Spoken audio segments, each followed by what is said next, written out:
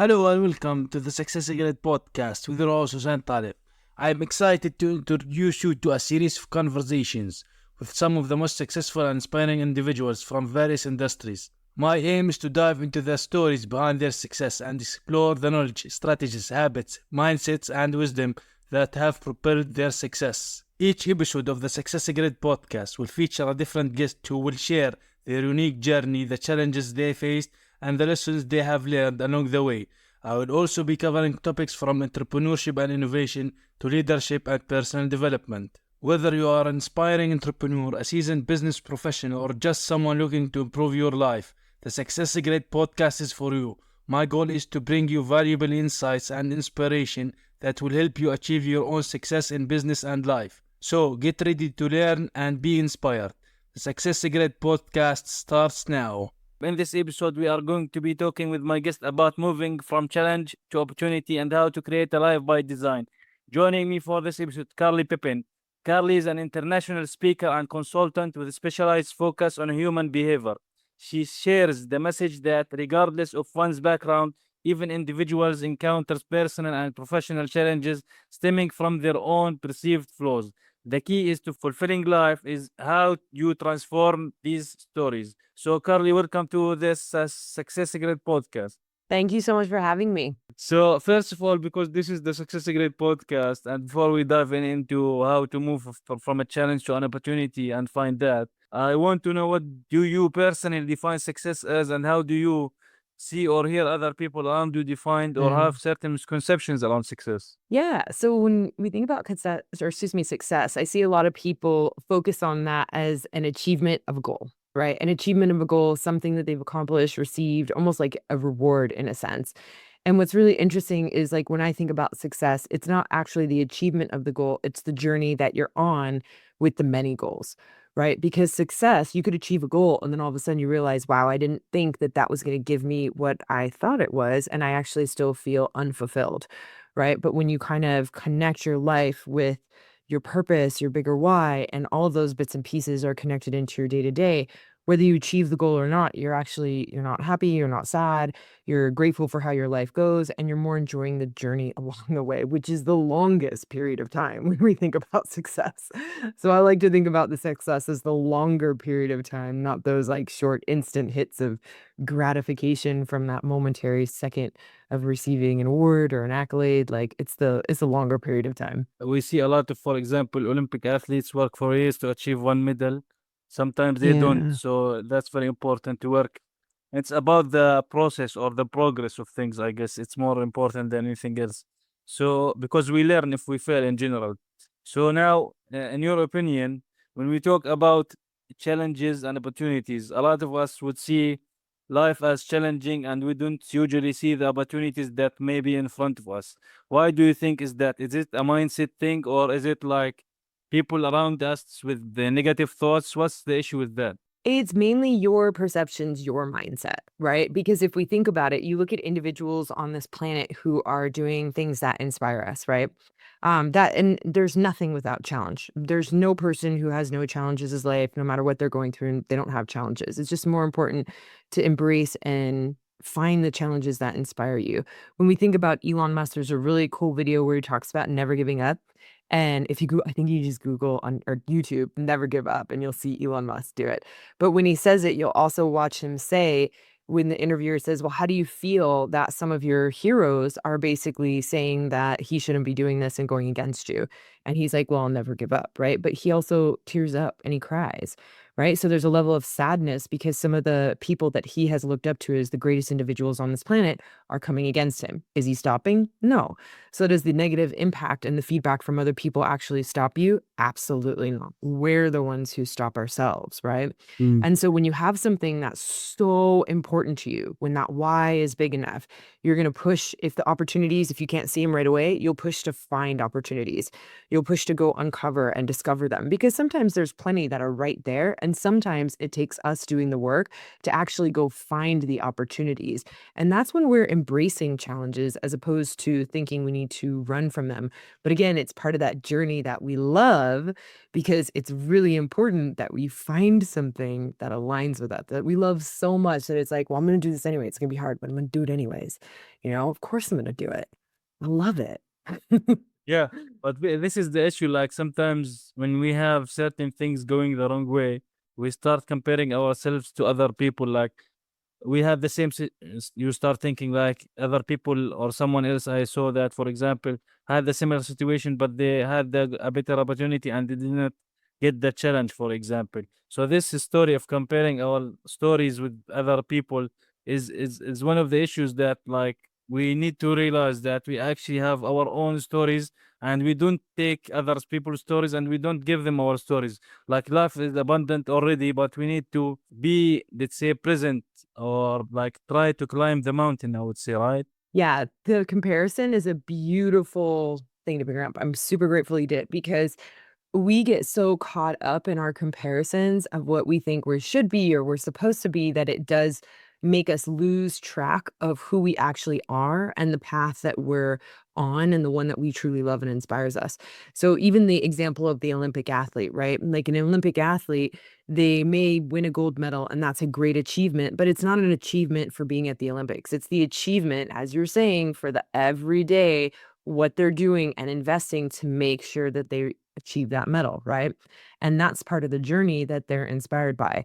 If I sit there and I look at an Olympic athlete and I judge myself and I say I'm not as fit as an Olympic athlete, that's massively unrealistic expectation I'm putting on myself, right? And then if I try to go get that fit, I'm like, I don't have the time to invest like an Olympic athlete in that. Like I have like a business and I have like other things that I'm doing. It would be insane for me to do that, right?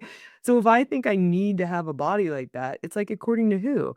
Well, I've labeled that individual with the fit, toned body as better than mine in that moment. I've compared myself to them, not realizing that that's not important to me and that's not what I'm going to go and achieve.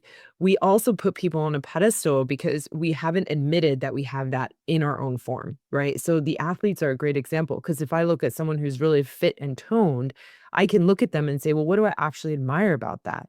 And I admire their dedication to wake up daily to really master something, right? That's what I admire. Can I look in my life and see where do I wake up daily and master things? Absolutely. I'm doing it in my business, my personal development, my education, my growth, and other people's businesses and human behavior.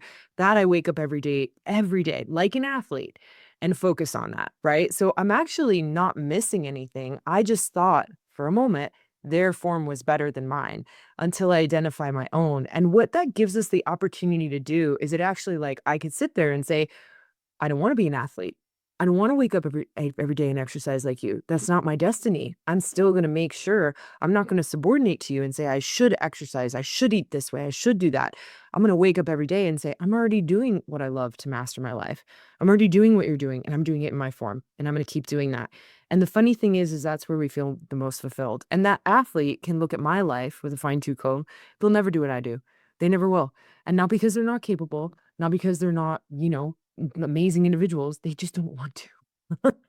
And if they compare themselves to me and try to do that, they're going to feel challenged. They're going to feel frustrated. They're going to get exhausted. They're going to hate their life because they're not focused on what they love. And so that's like when comparison comes in, it's that imposter syndrome of I should be doing it this way, as opposed to looking at, well, where am I already doing this in my life and my form and loving and appreciating the form you do it in instead and just go hard on that because you already love it. Like, Yeah. already, yeah. Definitely, we need Mm. to stop comparing stories, because someone started 10 years ago is different from someone starting now to do whatever the goal might be.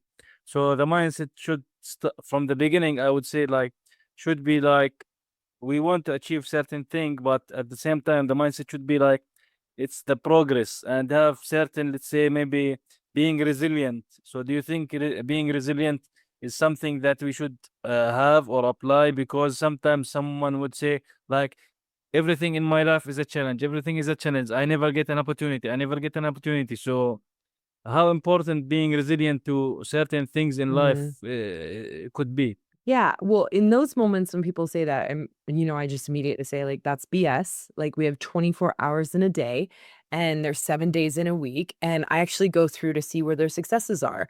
So this is a great opportunity. Like, if you have that perception and that story is running, just stop, sit down, and write down every single day where you have little successes and where you have resilience. And you're gonna see that it's gonna all formulate and all come together and all be grouped around certain areas of life and certain aspects of life. That's your life purpose. Those are the things that are most inspiring to you. That athlete that we look at when we look at Elon Musk, they're resilient because not because they're special, not because they have something you don't. It's just because we're watching them focus on something that's inspiring to them. And we see this a lot with parents as well, right? Parents and individuals who are like, okay, well, what would you do for their kids, right? And it's like, oh, heaven and hell for my children. That sounds like resilience to me. That's genuinely resilience. And it's like, it's not that you don't have it, you just have it in the area of life that's most inspiring to you. And so it was funny. I just did this the other day with a client where we were going through where they had resilience. They didn't think they had resilience. And I was like, okay, well, let's find it. And when we found it, because they had the imposter syndrome, by the way. They were comparing themselves to someone else. They're like, I can't do something this hard because I don't have that resilience. And I was like, well, let's see where you have the same level of resilience as that other person. They had it in their relationship, their health, their personal development, their growth. They had phenomenal resilience, right? And so they thought they needed to have it in this one specific area. But when they got to see where they actually had it, I was like, are you afraid to face this tough thing anymore? And they're like, nope, I got it. I definitely have it. I didn't see I had that level of strength and resilience, but now I know I have it. So even if you're saying like, I don't have it, again, you do have it, but you have it in the form that you have purpose around because you will do anything, literally anything. You will go through any amount of pain to get the pleasure of fulfilling that purpose, any amount of pain. And so when I say, talk about living a life of purpose, I'm not doing it because it's a fluffy reason. This isn't actually for the fluffy, feel good reason. This is because I know that you're most successful there. I know that any challenges that are thrown at you, you're going to say, I can get to the other side. I want to get to the other side. I'm going to figure out how to get to the other side. And to me, that just sets you up for an inspiring life that every day, like if I'm not around, you don't need a cheerleader, you're going to do it anyways. And that's the most important thing, right? It's not about like being a pleasure seeking individual. Trust me, you'll get the pleasure from living in your life purpose for sure. But at the same time, that's not the goal. The goal is to make sure that you're so inspired by not just the support that you're receiving, but also the challenges that all of a sudden the journey becomes like this level of, oh my gosh, look what I get to do. And all of that self confidence that you're dying to have, it's built on that journey. Because every time you overcome a challenge, every time you get to the other side, guess what you do? You increase your self-worth and your self-confidence, and that's compound interest. It doesn't go away. It just keeps stacking up the more and more you do it.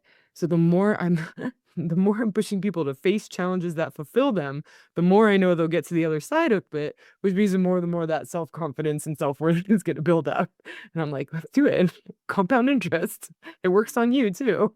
Good. That is a great point. Like being doing certain things, like and feeling it's compound interest. But you mentioned very like talking about purpose, and you mentioned, let's say I would say the support maybe of others. Mhm. Like, do you think these two are important? Like sometimes someone would say, for example, I have all the people around me are negative. No one is supporting me. They are bringing me down. And also on the other side, like if we talk about life's purpose, someone would say, I don't even know what my purpose is. So what would you say to these people? Yeah.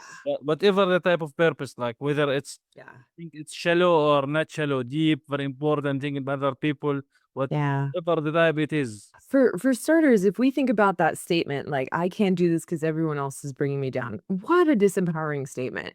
You just told me that every person around you is more powerful, like 100%. That's what you're saying. Like, every single person is just so much more powerful than you that they can control you and they own you. Are you locked up in a cage? Do you have handcuffs on? No, you don't. You're listening to this podcast. Like, you have a level of freedom. And every time you say that, you're actually disempowering yourself as opposed to looking at things in a different way. People aren't controlling you with negative thoughts. If you're taking those on, And those are things that you're taking on yourself. You can't take on a negative thought about yourself that you already didn't have a belief in. And this is a really beautiful reflection component because people say like negative things to me all the time, right? Negative, positive. The ones that impact me, I look and I'm like, I agree with them and I have a judgment, right? The other ones where they say it to me and it doesn't even impact me, I'm like, yeah, I totally have that, but it doesn't bother me because I don't judge myself for it. So this is actually a feedback mechanism. And when you say like it's holding you back, what you're actually doing, you didn't realize, nobody teaches this, by the way, that it's just feedback. When we have emotion around it, it's feedback that we share the same judgment as them and we're frustrated with ourselves. We have guilt and shame, resentment towards ourselves, right? And this is a really cool opportunity for us to actually dive in and clear that. So then when they say it again, you won't even notice. It's just like, oh, yeah. Oh my gosh, they said it again. It didn't even bother me. Right. So we kind of mistook it for something else. And then because we get emotional around it, that's what controls us. They don't control us. Our emotional reactions control us because those are the things that spiral out of control, get us the brain noise, get us all like mixed up in our head so that we actually can't focus on the task at hand. Because if we didn't have the emotions around it, it would just be nothing, right? You just like wipe it off your shoulders. It's not a big deal. So that's why it's like when you think about, I only have the negative people around me, it's not actually the negative people. It's that you're having an emotional reaction to what they're sharing. And so the personal empowerment within is how do I actually clear that own judgment on myself? So if someone said that again, I'd be okay. Because we go out and we look at individuals in the world, the bigger that you get and the more people you reach, it's not like the more people that are going to support you. For sure, you'll have a lot extra support, but you also have the same degree of challengers, right? Donald Trump is a beautiful example. It's just so clear and so evident. To the degree he has support in the world, he has the same quantity of challengers. And if he stops doing what he's doing, or anyone on this planet stops doing what they're doing because they have someone challenging them, well, then obviously it must not have been that important to you. Because why would you stop doing what you love because someone said that you shouldn't, or someone gave you some feedback that wasn't awesome? And another cool thing to look at, because again, if you're running that story in your head, I want you to go through your life and see who's actually supporting you.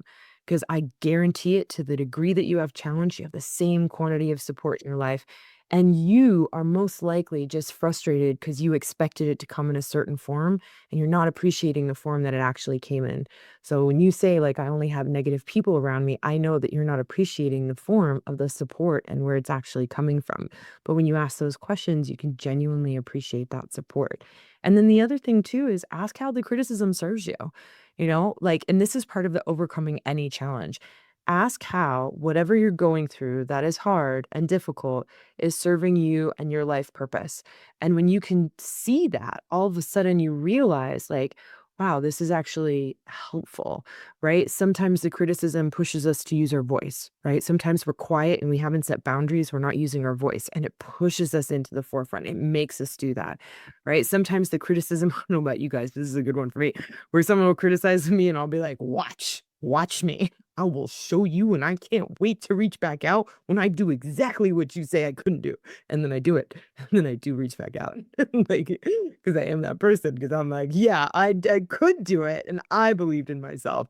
But at the end of the day, it's funny because it's not important for them to believe in you. It's important for you to believe in you and you to actually go do it, because their support does nothing. Their support doesn't get you there. It's your actions that get you there. And as long as you believe in yourself, that's the thing that's going to get you to achieve what you want, not anyone else's, Definitely, emotional support. definitely. Yeah. So I would say like Mm. two important things here. I would encourage people to focus on and have accept feedback, but not be impacted by the criticism. I would say, right, and also don't judge ourselves. Like even if it's a positive, great. If it's not, like I would say, like it goes from one year, it goes from the other year. So this is how it should be, right? Yeah, that's actually part of our process of growth and evolution. And don't have unrealistic expectations to figure this all out at once. Because when you're a kid, there's going to be a different type of criticism that you have now. And in 5 years, even a year, in a month, you might have different criticism. In a year, in 5 years, 10 years, it's not ever going to go away. It's going to be with you forever. And so we just work on it in different bits and pieces as it comes up. Yeah. Oh, yeah. So it's cool. So Carly, what is the worst advice that you have ever received? What's the worst advice that I've ever received? So worst advice. Someone told me to put all my money into crypto. That was pretty bad. And I didn't, and I'm super grateful that person lost all their money, by the way. Yeah. So I have like a nice little balanced portfolio that I feel really comfortable with, and I risk a small percentage that if I ever lost it fully.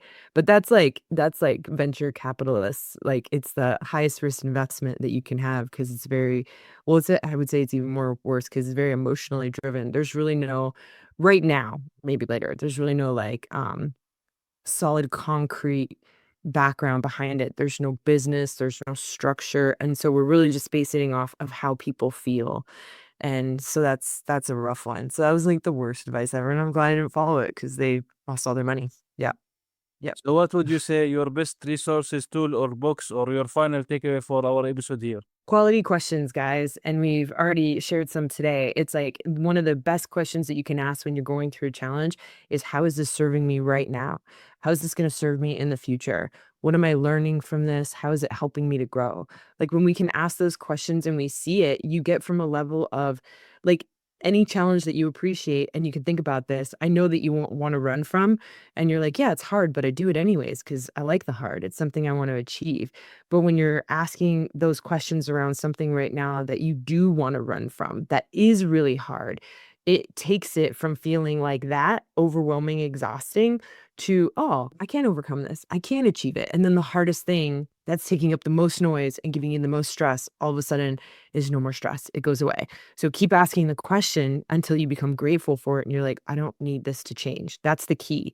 The second that you say, I actually don't need this to change, that means you have an equal amount of benefits to the challenge as you've had drawbacks. That's the key.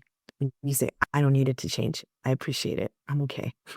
Awesome. Well, thank you very much, Carly, for joining me for this episode.